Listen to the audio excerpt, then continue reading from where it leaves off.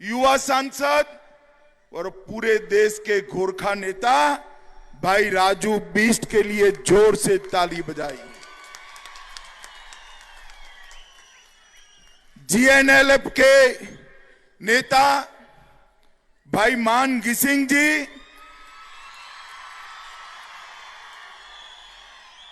समग्र गोरखा जाति का पूरे जीवन के लिए, लंबे समय के लिए संघर्ष कर हित करने वाले सीपीआरएम के नेता श्री आरबी राय साहब के लिए ताली बजाइए।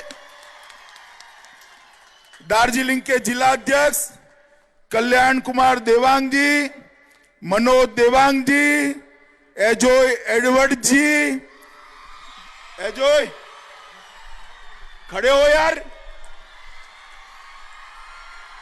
श्री विकास राय जी, प्रताप खाटी जी, स्वराज थापा जी, शारदा राय जी, श्री तिलक चंद्र रोका जी, एमएल राय जी, राजू प्रधान जी, गोविंद छेत्री जी, मेरे साथ यहां पर दिल्ली से आए हुए भाजपा के राष्ट्रीय प्रवक्ता भाई संजय मयूख जी, दिल्ली के नेता राजीव बब्बर जी, प्रवासी इंचार्ज ब्रिजेश सिंह जी, और आज पूरा देश जिन पर नाच करता है, ऐसे मेरे प्यारे गोरखा भाइयों बहनों माताओं और मेरे जिगर के टुकड़े जैसे युवा मित्रों,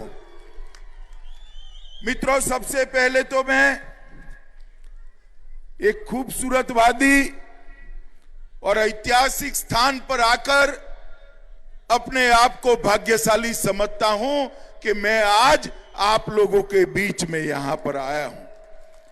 मैं इस पावन भूमि पर महाकाल मंदिर, धीरधाम मंदिर और विश्व शांति पगड़ा जहां पर उपस्थित है, ये तीनों स्थानों को प्रणाम कर मैं अपनी बात शुरू करना चाहता हूं। मित्रों, स्वतंत्रता संग्राम में दार्जिलिंग ने बहुत बड़ी भूमिका निभाई। दहल बहादुर गिरी, हेलेन लेप्चा, गागा छिरिंग, पुष्प कुमार घिसिंग जैसे अनेक स्वतंत्रता सेनानियों ने देश को आजाद करने के लिए इसी भूमि से संघर्ष किया है।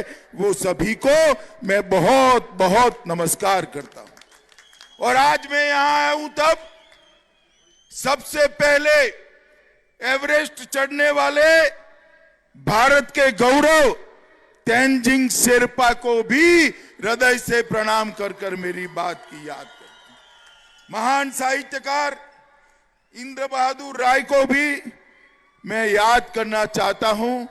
और मित्रों, सबसे ज्यादा आप सभी को इतनी बड़ी संख्या में मोदी जी के समर्थन में यहां उपस्थित होने के लिए यहां बैठे हैं, पीछे बैठे हैं, ऊपर बैठे हैं, वो सभी को प्रणाम कर मेरी बात की शुरुआत करना चाहता हूं।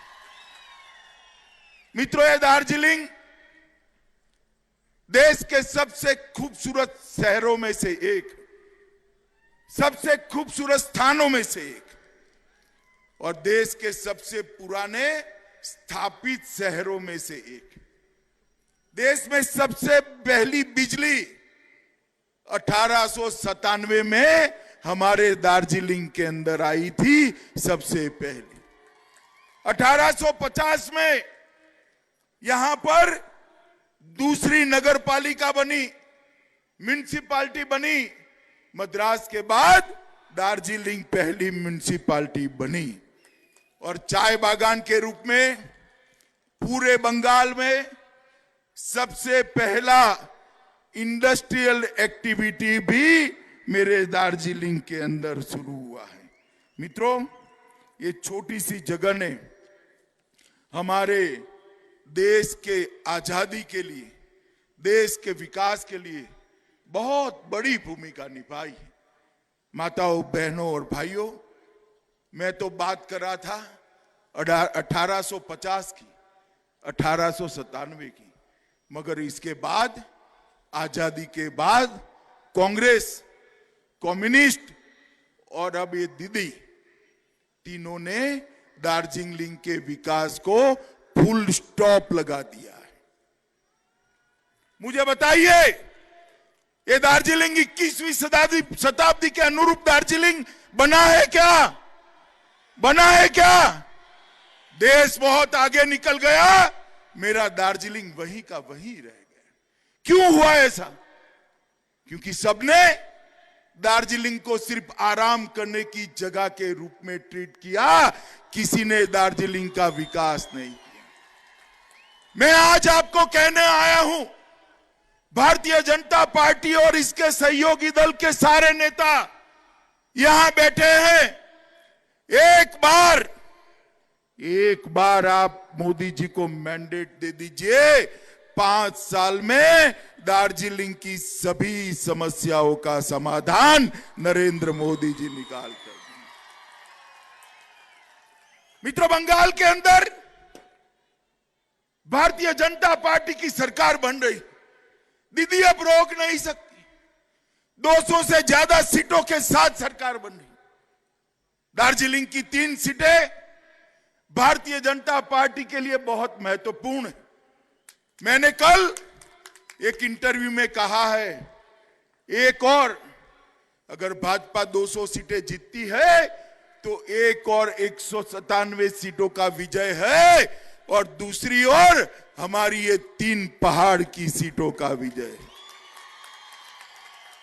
क्योंकि मैं मानता हूं कि गोरखाओं को इस देश की मेन स्ट्रीम के अंदर लाने की जरूरत है। गोरखाओं का भव्य इतिहास रहा। देश में जब जब भी देशभक्ति से हरी भरी, देशभक्ति से ओतप्रोत जातियों का नाम लिया जाता है, मेरा गोरखा भाइयों का नाम सबसे पहले गौरव से लिया जाता है। देश के लिए बलिदान करने वालों का नाम बनता है, सूची बनती है। देश के लिए जान देने वालों की सूची बनती है। देश के लिए वफादारी के साथ जीने वालों की सूची बनती है। भारत माता की रक्षा के लिए अपना सर कटवाने वालों की सूची बनती है, तो वो सूची में प्रथम पंक्ति में मेरा गोरखा जवान होता है। मित्रों, गोरखा जवान। और एक गोरखा जाति के साथ, ये पहाड़ के साथ, देश भर में बसे गोरखाओं के साथ ये कांग्रेस, कम्युनिस्ट और टीएमसी की तिकड़ी ने सालों तक अन्याय किया। 86 और 88 में कम्युनिस्टों ने पहाड़ पर आग लगा दी, 1200 से ज्यादा गोरखाओं की छातियों में गोलियां मार दी। आज भी हम नहीं भूले। और उसके बाद मां माटी और मानुस की बात करने वाली दीदी आई। दीदी ने भी कोई कम जुल्म नहीं ढाए, अनेक लोगों को निर्मम हत्या करा दी और हजारों पर मुकदमे दायर कर दिए। मित्रों, उसने मुकदमे राजनीतिक रूप से कुछ लोगों के सिलेक्टिवली वापस लिए। मैं कहकर जाता हूं कि भारतीय जनता पार्टी की सरकार बनने के बाद आंदोलन के जितने भी मुकदमे किसी भी गोरखा भाई पर है, सबके सब 1 सप्ताह के अंदर हम वापस लेने का काम ये भारतीय जनता पार्टी की सरकार करती। मित्रों, गोरखा भाइयों को विस्थापित का जीवन जीना पड़ा, दर दर भागना पड़ा, छिपना पड़ा। आपका ये राजनीतिक वनवास लंबा चलने वाला नहीं है। 2 मई को दार्जिलिंग में दिवाली होने वाली है। 2 मई को ये पहाड़ पर आग नहीं लगेगी। 2 मई को ये पहाड़ पर दिए जलकर उत्सव मनाया जाएगा, उत्सव मनाया जाएगा। गोरखाओं के साथ न्याय केवल और केवल भारतीय जनता पार्टी ही कर सकती है, क्योंकि भाजपा, भारतीय जनता पार्टी और गोरखाओं का गठबंधन हमने नहीं बनाया है, आपने नहीं बनाया है। भाजपा और गोरखाओं का गठबंधन ईश्वर ने बनाकर जमीन पर उतारा है। ये पवित्र गठबंधन है। ये गठबंधन को ताकत देने के लिए आज मैं यहां आया हूं। मेरे गोरखा भाइयों, बहनों, माताओं, युवाओं को अपील करने आया हूं कि आइए देश भर के गोरखाओं को देश की मेन स्ट्रीम के साथ जोड़ने का एक मौका देश के प्रधानमंत्री नरेंद्र मोदी जी को दीजिए। मित्रों, मैं जानता हूं आप सभी के मन में गोरखाओं की समस्याओं का स्थायी राजनीतिक समाधान क्या हो सकता है, उसके लिए एक चिंता है। मगर हमारा संविधान बहुत व्यापक संविधान, हमारे संविधान में हर समस्या का समाधान है।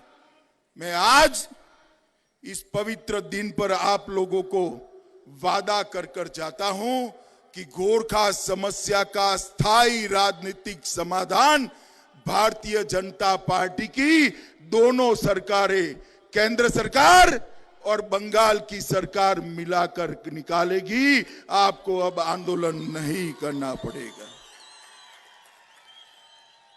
छूटी हुई 11 गोरखा उपजातियों को एसटी का स्टेटस चाहिए। सालों से मामला लटक रहा है। ना बंगाल सरकार ने चिंता की, ना भारत सरकारों ने चिंता की। भाजपा की भारत सरकार आई, मगर ममता दीदी कोई मीटिंग में आए ही नहीं। कैसे करे? अरे बदल दो ममता दीदी को, भाजपा का मुख्यमंत्री ला दो। 11 गोरखा जातियों को अनुसूचित जनजाति का, एसटी का स्टेटस देने का काम ये भारतीय जनता पार्टी की सरकार करेगी। मित्रों, हम चाय बागान की पीड़ा से अवगत है। पर्जा पट्टा का आपका वेदना हम जानते हैं। पीढ़ी दर पीढ़ी चाय बागानों में काम करने के बावजूद, पीढ़ी दर पीढ़ी सिनकोना बागान में काम करने के बावजूद पर्जा पट्टा नहीं मिलता है। हमने तय किया है कि पर्जा पट्टा 6 महीने के अंदर हर गोरखा भाई बहन को देने का काम हम करेंगे। चाय बागान के मजदूरों के लिए अभी अभी जो बजट नरेंद्र मोदी सरकार ने रखा, उसमें 1000 करोड़ रुपए की घोषणा की। 1000 करोड़ रुपया चाय बागान के मजदूरों के, हमारे श्रमिकों के लिए, उनके रहने के घरों के लिए, उनके लिए अच्छे हेल्थ सेंटर बनाने के लिए और उनके बच्चों की प्राइवेट स्कूल बनाने के लिए भारतीय जनता पार्टी खर्च करने वाली है। मित्रों, खर्च।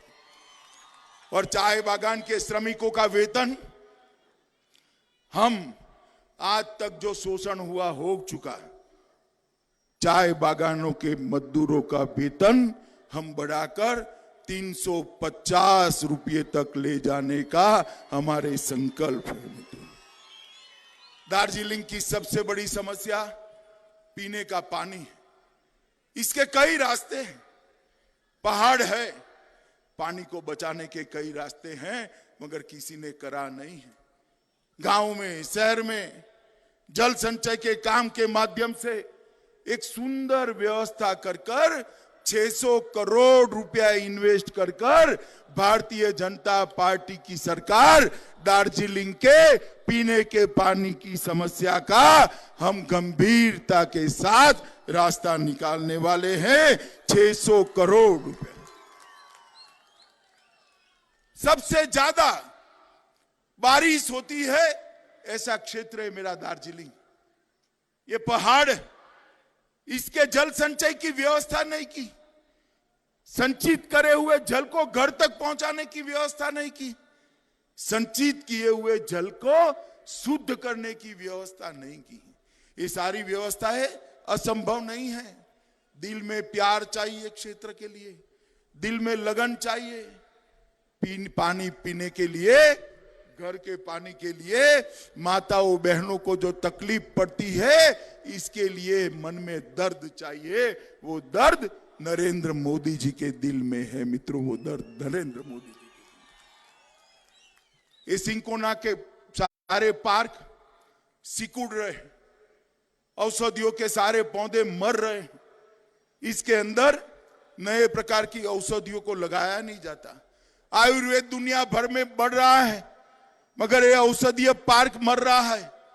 मैं आपको वादा करता हूं, सिंकोना को हम मेडिकल मेडिसिन का हब बनाकर पूरे विश्व में इसके मार्केटिंग की चिंता करेंगे।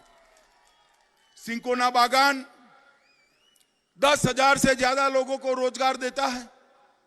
अभी भी और संभावनाएं हैं। मैं आपको बताकर जाता हूं कि एक हर्बल पार्क बनाकर सारे सिंकोना पार्क का पुनः निर्माण करने का काम बंगाल की भारतीय जनता पार्टी की सरकार करेगी। मित्रों, फॉरेस्ट राइट एक्ट, मुझे एक बात बताइए, देश भर में फॉरेस्ट राइट एक्ट मिलता है, आप लोगों को मिलना चाहिए या नहीं मिलना चाहिए? जोर से बोलो, मिलना चाहिए या नहीं मिलना चाहिए? आपका अधिकार है या नहीं है? ये दीदी ने आपके अधिकार से आपको वंचित रखा है। मैं बताकर जाता हूं कि फॉरेस्ट राइट एक्ट 2006 यहां पर दार्जिलिंग की पहाड़ियों पर भी, कलिम्पोंग जिले में भी इसको लागू कर कर आप लोगों को ये अधिकार से बहाल किया जाएगा। एडीआई फंड लैंड अंग्रेजों के समय में शुरू किया हुआ शोषण करने वाला व्यवस्था है, इसको हम समाप्त कर देंगे, इससे आपको मुक्ति कराने का काम करेंगे। उच्च शिक्षा के लिए एजुकेशन हब के रूप में हमारे पुरखों ने दार्जिलिंग को विकसाया था। ढेर सारे देशों से, ईस्ट के सारे देशों से, नेपाल से, भूटान से, बांग्लादेश से लोग यहां पढ़ने आते हैं, मगर पूरी व्यवस्था खस्ता हाल हो चुकी है। मित्रों, मैं आपको कहकर जाता हूं, भारत सरकार भाजपा की और बंगाल सरकार भाजपा की ये डबल इंजन सरकार यहां पर उच्च शिक्षा में दार्जिलिंग को फिर से एक बार विश्व प्रसिद्ध उच्च शिक्षा का हब बनाने का काम करेंगे।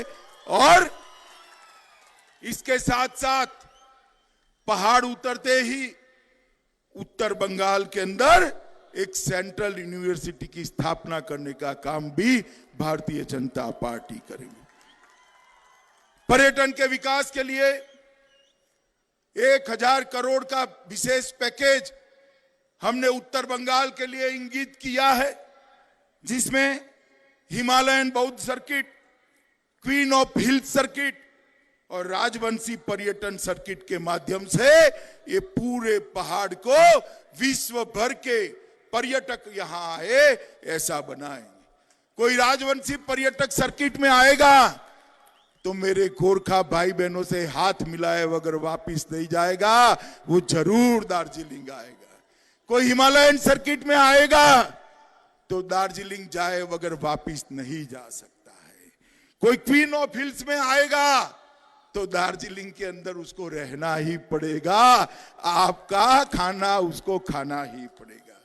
मित्रों, हमने तय किया है आतिथ्य व्यवसाय के लिए हर घर के अंदर पर्यटकों को रखने के लिए एक योजना लेकर आएंगे और 50 लाख तक की लोन जो पर्यटक आतिथ्य के लिए सब्सिडाइज करना चाहते हैं उनको सब्सिडाइज कर लोन देकर रोजगारी का निर्माण करने का काम भी भारतीय जनता पार्टी, और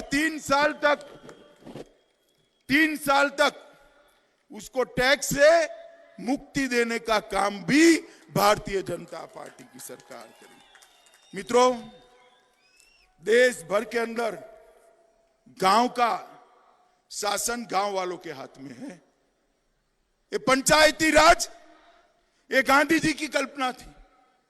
डेमोक्रेसी, लोकतंत्र तब तक परकोलेट नहीं होता जब तक पंचायती राज अस्तित्व में नहीं आता। मुझे बताओ भाई, आपका पंचायती राज का चुनाव हुआ है क्या? हुआ है क्या? होना चाहिए या नहीं होना चाहिए? ये जम्मू कश्मीर में 1947 से नहीं होता था। 370 कलम भाजपा ने हटा दी। 370वीं कलम हटाने के साथ ही जम्मू कश्मीर में सारे पंचायतों के चुनाव हुए। हम भी सरकार बनने के बाद 6 ही महीनों में सारे पहाड़ पर पंचायत के चुनाव करने का काम करेंगे। ढेर सारे आपके पैसे, चाहे मनरेगा के हो, PMRF के हो, RIDF के हो, केंद्रीय आवास योजना के हो, ये भतीजे के लोग खा गए। भतीजा जानते हो ना? जानते हो ना? ये दीदी उसको मुख्यमंत्री बनाना चाहती है। आप चाहते हो? आप चाहते हो? अब उनको ऐसा है कि पैसा खा गए, कौन पूछने वाला है? ये दीदी के सारे सिंडिकेट वाले मौज मस्ती में हैं। मैं गोरखा भाइयों बहनों माताओं आपको कहने जाता हूं, ये अपने आप को जो तुरम खान समझते हैं, हमारी सरकार बना दीजिए। जेल की सलाखों में रोटियां तोड़ने के लिए हम मजबूर कर देंगे। अरे शिक्षकों की भर्ती में भ्रष्टाचार। जो शिक्षक, जो टीचर बच्चे को पढ़ाता है, ये पवित्र व्यवसाय के अंदर आपने भ्रष्टाचार किया है, हम आपको नहीं छोड़ेंगे। इसकी SIT होगी और जेल की सलाखों के पीछे जाना पड़ेगा। मित्रों, हम एक बात मैं आपको बताता हूं, दार्जिलिंग का अधिकार है कि दार्जिलिंग म्युनिसिपैलिटी को दार्जिलिंग म्युनिसिपल कॉरपोरेशन में बदलना चाहिए, और हमें आपके अधिकार की पुष्टि करते हैं। भारतीय जनता पार्टी की बंगाल सरकार बनने के बाद दार्जिलिंग म्युनिसिपैलिटी को दार्जिलिंग म्युनिसिपल कॉरपोरेशन में बदलने का काम भारतीय जनता पार्टी। हम चाहते हैं कि देश भर में जो गोरखा भाई यहां के हैं और जो नेपाली भाई नेपाल से आए हैं, वो भी मेरे अपने हैं, मेरे भाई है। कोई उसको कुछ भी डराए, डरिएगा मत। गोरखाओं और नेपालियों के सम्मान के लिए भारतीय जनता पार्टी किसी के भी साथ लड़ाई कर सकती है। मैं आज आपको बताने आया हूं, हम गोरखा भाषा को बंगाल की सहभाषा के रूप में स्थापित कर ऑफिशियल भाषा का दर्जा देने का काम करेंगे। प्रसार भारती, दूरदर्शन नेपाली में अलग टीवी चैनल बनाकर आपके एजुकेशन और आपके मनोरंजन के लिए काम करेंगे। अभी मुझे तो मालूम ही नहीं था। कल मैं गया रोड शो में, हमारा प्रत्याशी, क्या नाम है उसका, सुबह प्रताप, मेरे कान में घुसुरपू करे कि भाई साहब NRC। मैंने कहा भाई NRC कहाँ है, कौन लाने वाला है? अभी तो कोई योजना ही नहीं। कि नहीं भाई साहब, NRC आएगा तो गोरखाओं को तकलीफ होगी। ये दीदी आपको डरा रही है और डराकर उसके जुर्म आप भूल जाओ ऐसा करना चाहती है। मगर गोरखाओं पर जो जुर्म किया ना दीदी, गोरखा भूलेंगे नहीं। भूलेंगे क्या? भूलेंगे क्या? देखो, मैं आपको स्पष्टता कर जाता हूं, NRC की अभी कोई बात ही नहीं है, मगर भविष्य में भी आएगी। कोई गोरखा का बाल बांका कोई नहीं कर पाएगा। कोई आपको डराने के लिए आए, मेरे नाम से कहना कि देश के गृह मंत्री ने कहा है गोरखाओं को डरने की जरूरत नहीं है। ये अफवाहें फैलाकर अपनी राजनीतिक रोटियां सेकना चाहते। मैं इस मंच से दीदी को कहना चाहता हूं, दीदी, एक गंदी राजनीति अब नहीं चलेगी। गोरखा युवा जागरूक हो चुका है। गोरखा युवा आपके खिलाफ लड़ेगा। गोरखा युवा अत्याचारों का हिसाब किताब करेगा। क्या डराना चाहती हो? इस तरह से डर जाएंगे क्या? मैं आपको कहता हूं, गोरखा इस देश की शान है, इसका बाल भी बांका नहीं हो सकता। कोई गोरखा कभी घुसपैठिया हो नहीं सकता। ये उसी की ही भूमि है, जितनी मेरी है उतनी आपकी है।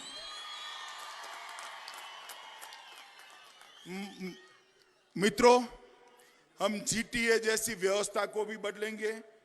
और आप फिर से एक बार मैं कहना चाहता हूं कि बीजेपी ही गोरखा समस्या का, पहाड़ की समस्या का स्थायी राजनीतिक समाधान ला सकती है। बीजेपी ही ला सकती है। और मित्रों, एक बार दीदी ने हम लोगों में दरार डालने का प्रयास किया। कुछ लोगों पर केस कर कर उनको शरण में ले गई। मुझे तो उनकी भी कोई तकलीफ नहीं, उनके प्रति कोई फरियाद नहीं है, कोई शिकवा नहीं। उनके पर भी केस किए थे। मगर एक बार दीदी को अपनी एकता का परिचय बता देना चाहिए। एक बार आप लोग इस चुनाव में तीनों की तीनों सीटें भाजपा और सहयोगी दल को जिताकर बता दो कि दीदी, गोरखा और भाजपा का गठबंधन जो है ना, ये अटूट गठबंधन है, भगवान ने बनाया हुआ गठबंधन। इसको आप तोड़ नहीं सकते। और ये चुनाव हमारे लिए, ये चुनाव जो है हम सबकी एक प्रकार से परीक्षा है। भाजपा और गोरखा की एकता को तोड़ने का घिनौना प्रयास तृणमूल कांग्रेस और दीदी ने किया। इसका मुंह तोड़ जवाब देना, उसको समझाना है कि ऐसे जुर्म कर कर आप हमें तोड़ नहीं सकती, हमारे बीच में भेद नहीं कर सकती। तीनों की तीनों सीटें कमल के और साथी दलों को जिताकर दीदी को एक स्पष्ट संदेश एक बार भेज दीजिए कि दीदी जुर्म से झुक जाए, जुर्म के सामने झुक जाए। वो गोरखा नहीं होता है, गोरखा लड़ने वाला होता है। मुझे बताओ माताओं, भाइयों, बहनों, युवाओं, गोरखा कभी जुर्म के सामने झुकता है क्या? झुकता है क्या? पूरे बंगाल के अंदर इस दीदी ने सिंडिकेट का राज चला है, घुसपैठिए घुसाए हैं और घुसपैठियों के माध्यम से वो अपनी वोट बैंक खड़ी करे। मित्रों, भ्रष्टाचार, राजनीतिक हिंसा, राजनीतिक प्रतिशोध, ये दीदी ने बंगाल की राजनीति को सबसे नीचे स्तर पर ले जाने का काम किया है। मैं आप सभी को दो हाथ जोड़कर विनती करने आया हूं। ये परीक्षा का समय है, हम सबकी परीक्षा है, मेरी भी है, आपकी भी है। मेरी भी परीक्षा है, आपकी भी परीक्षा है। हम सब ने एकजुट होकर हम पर जुर्म करने वालों को मुंह तोड़ जवाब देना है। बैलेट के बटन में कमल के सामने बटन दबाकर बताइए भैया, मेरे गोरखा साथी बताएं, कमल के निशान पर बटन दबाएंगे क्या? अरे यार, ऐसी आवाज होती है क्या? जोर से बोलिए, दबाएंगे क्या? भाजपा और साथी दलों को जिताएंगे, तीनों तीन सीट पर विजय प्राप्त करेंगे। देखो माताओं, बहनों, भाइयों, बटन तो कमल के सामने जरूर दबाना, मगर इतने गुस्से के साथ दबाना कि बटन पहाड़ पर दबे, करंट कलकत्ते में दीदी को लगे। क्या मोदी जी के हाथ आप मजबूत करोगे? पहाड़ की समस्याओं का समाधान करोगे? हम पर किए गए अन्याय का हिसाब किताब करोगे? तो मेरे साथ दोनों हाथ उठाइए, उठाइए दोनों हाथ और प्रचंड आवाज से भारत माता का जय घोष करिए। भारत माता की, भारत माता की, भारत माता की जय। गोरखा, जय गोरखा, जय गोरखा। वंदे वंदे वंदे। आप सभी का बहुत बहुत धन्यवाद। आप सभी को बहुत बहुत शुभकामनाएं।